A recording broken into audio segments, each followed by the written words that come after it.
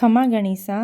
आज हम बनाएंगे उत्तर भारत की एक लोकप्रिय सर्दियों की मिठाई जो है मेथी दाना और गोंद के लड्डू। ये सिर्फ लड्डू न होकर अपने आप में एक दवाई है। ये हमें अनेक बीमारियों जैसे घुटने और कमर दर्द के साथ साथ स्किन डिसीज और अन्य पेट की प्रॉब्लम के लिए भी रामबाण है, जो फाइबर, प्रोटीन, एंटीऑक्सीडेंट और खनिजों से भरपूर है। इसे खाने से शरीर को एनर्जी मिलती है और शरीर में गर्माहट बनी रहती है, जिससे कि बार बार होने वाले सर्दी जुकाम से भी बचाव होता है। और मेथी से तो बालों की ग्रोथ भी बहुत अच्छी हो जाती है। तो चलिए बनाना शुरू करते हैं। मेथी के लड्डू बनाने के लिए यहाँ मैंने 250 ग्राम मेथी ली है। 250 ग्राम मेथी 2 किलो आटे के लिए लगभग परफेक्ट रेशियो है। यहाँ मेथी को पीसकर हम इसका बिल्कुल बारीक पाउडर बना लेंगे। मेथी का फाइन पाउडर बनाकर इसे हम अच्छे तरीके से छलनी में छान लेंगे, जिससे कि मेथी के कोई दाने न रह जाए।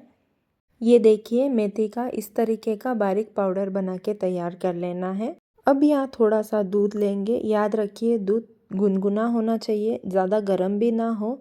अब यह दूध हमें मेथी में थोड़ा थोड़ा करके डालना है। बस उतना ही डालना है जिससे कि मेथी अच्छी तरीके से इसमें भीग जाए। बस दूध में हमें मेथी अच्छी तरीके से भिगोनी है। ध्यान रखिएगा, मेथी का पाउडर कहीं से भी सूखा न रह जाए, नहीं तो कड़वापन रह जाएगा। और इसे भिगोकर हमें कम से कम 7 से 8 घंटे के लिए साइड में रख देना है। तो आइए देखते हैं लड्डू में हम क्या क्या डालेंगे। आधा किलो यहाँ मैंने लिया है अमेरिकन बादाम, आधा किलो लिया है काजू। आप आपके अकॉर्डिंग कोई भी ड्राई फ्रूट्स ले सकते हैं। 250 ग्राम लिया है पिस्ता, आधा किलो लिया है गोंद, जिसका हम थोड़ा सा पाउडर बनाएंगे और थोड़े से फुले बनाएंगे। थोड़ी सी इलायची, किशमिश, आधा किलो सिंगाड़ा का आटा, आधा किलो उड़द का आटा और 1 किलो गेहूं का आटा। 100 ग्राम जितनी मैंने यहाँ ली है खसखस। 1 किलो लेंगे देसी गुड़, आप कोई भी गुड़ यूज़ कर सकते हैं। आधा किलो लिया है यहाँ मैंने सूखा हुआ गोटा। अब गूंद को कूटकर हम इसके छोटे छोटे टुकड़े कर देंगे। मार्केट में डायरेक्ट छोटे टुकड़ों वाला गूंद भी मिलता है, वो भी आप ले सकते हैं। थोड़ा सा कूटने के बाद इसे हम मिक्सी में पीस लेंगे। गूंद का हमें बिल्कुल ही फाइन पाउडर बनाना है। मैं यहाँ थोड़े से गूंद के ही फुले बनाऊंगी, बाकी सबका फाइन पाउडर बनाऊंगी। गूंद क्या है, खाते वक्त दांतों में चिपक जाते हैं, इसलिए यहाँ मैं सारे गूंद के फुले नहीं बनाऊंगी। आपको चाहिए तो आप सारे गूंद के फुले बना सकते हैं, जैसे आपको पसंद हो। अब हम यहाँ काजू को भी पीस लेंगे। थोड़ा थोड़ा डालकर हम काजू पीसेंगे। याद रखिए, काजू को हमें दरदरा ही रखना है। मिक्सर को हमें लगातार नहीं चलाना है। अगर हम मिक्सर को लगातार चलाएंगे तो इसका बिल्कुल ही पेस्ट बन जाएगा। देखिए, काजू को ऐसे थोड़ा थोड़ा सा मिक्सर चालू बंद करते हुए ही पीसना है। देखिए, कुछ इस तरीके से दरदरा पीस लेना है। इसे मैं यहाँ एक प्लेट में निकाल लूँगी। इसी तरह हम बादाम को भी पीस लेंगे। बादाम को भी कुछ दरदरा ही रखेंगे, बिल्कुल ही फाइन पेस्ट नहीं बनाएंगे। बादाम को भी हम उसी प्लेट में साइड में निकाल लेंगे। अब यहाँ हम नारियल के गोटे को पीस लेंगे। गोटे को कुछ यूँ छोटे छोटे टुकड़े या ऐसे लंबे लंबे काट कर भी हम पीस सकते हैं, या आप गोटे को कद्दूकस भी कर सकते हैं जाली की सहायता से। देखिए, कुछ इस तरीके का बारीक हमें पीस लेना है। इसे भी मैं एक प्लेट में निकाल लूँगी। अब गैस पर हम एक बड़ी सी कढ़ाई रखेंगे जिसमें कि ये सारा मिश्रण आ जाए। कढ़ाई में सबसे पहले हम ये नारियल सेक लेंगे। इसे हम बिना घी डाले ही सेक लेंगे। याद रखिए, गैस का फ्लेम बिल्कुल ही लो रखिएगा, वरना ये सारे जल जाएंगे।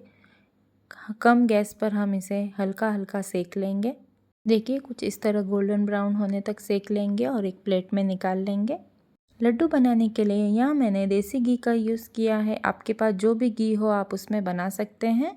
अब कढ़ाई में थोड़ा सा घी डालकर हम गूंद के फुले बना लेंगे।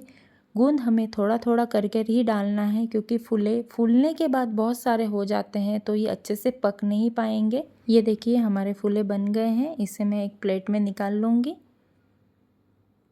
इसी तरीके से बाकी सबके भी फुले बना देंगे। मैं यहाँ आपको एक फुला तोड़कर बता रही हूँ।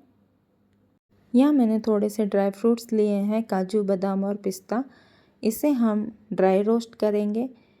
मैं इसे उसी कढ़ाई में ड्राई रोस्ट करूँगी जिसमें हमने फुले बनाए थे। ड्राई फ्रूट्स वैसे भी ज़्यादा घी नहीं पीते हैं, तो थोड़ा से घी में ही ड्राई रोस्ट कीजिएगा।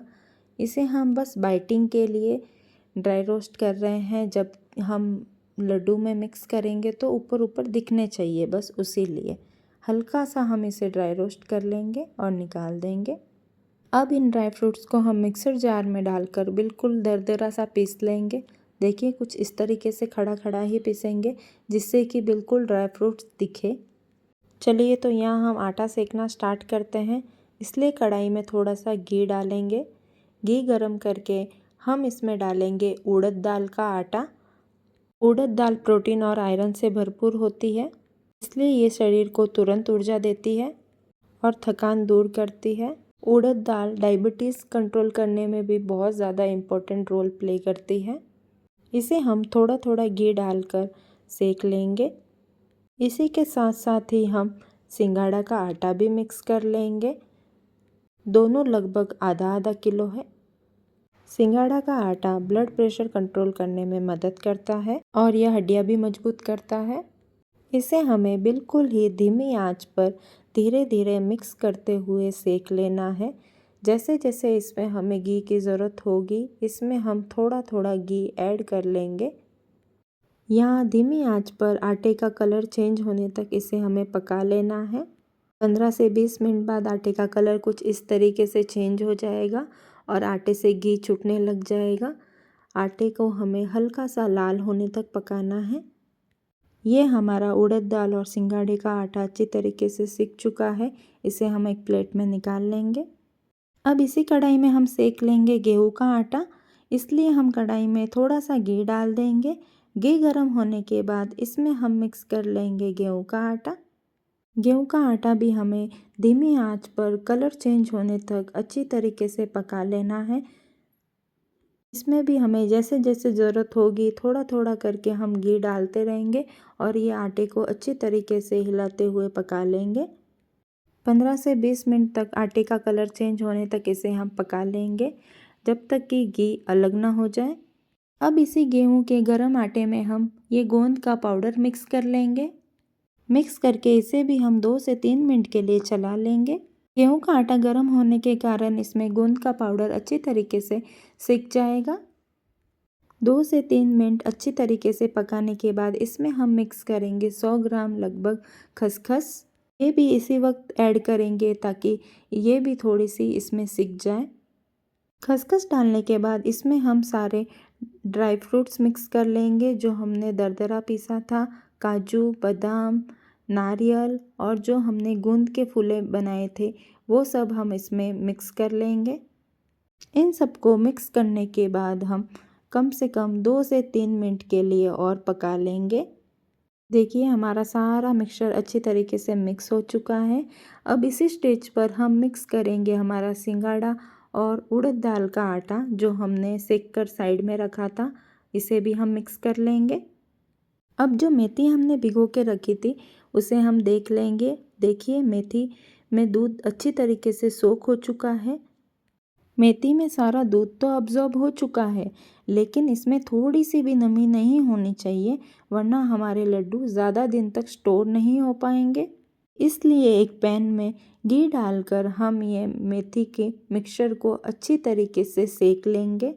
मेथी को 3 से 4 मिनट तक पकाने के बाद इसके सारे दाने अलग होने लग जाएंगे। देखिए कुछ इस तरीके से, और इसका सारा मॉइस्चर भी ख़त्म हो जाएगा। अब इस पकाए हुए मेथी को हम इस गरम आटे के मिक्सचर में मिक्स कर लेंगे। मेथी मिक्स करके इसे हम अच्छी तरीके से चला लेंगे और अच्छे से मिक्स कर देंगे। अब मिठास के लिए हम गुड़ की पैद बनाएंगे, इसलिए कढ़ाई में हम 1 टेबलस्पून घी डालेंगे। घी गर्म होने के बाद इसमें हम मिक्स करेंगे लगभग 1 किलो गुड़। इसे हम छोटे छोटे टुकड़ों में कट करके डालेंगे।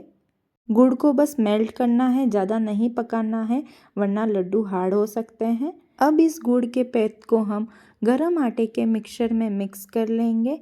इसमें हम डालेंगे थोड़ा सा इलायची पाउडर या आप काली मिर्च पाउडर भी डाल सकते हैं। इसे अच्छी तरीके से मिक्स कर लेंगे। अगर आपका सारा मिश्रण इस कढ़ाई में नहीं बैठ रहा है तो आप इसे किसी बड़े बर्तन में भी ट्रांसफ़र कर सकते हैं। मिश्रण थोड़ा सा ठंडा होने पर इसके हम लड्डू बनाना स्टार्ट करेंगे। आपके चॉइस के अकॉर्डिंग लड्डू छोटे या बड़े कैसे भी आप रखिए। यहाँ मिश्रण थोड़ा सा गर्म हो तभी आप बनाना स्टार्ट कीजिएगा।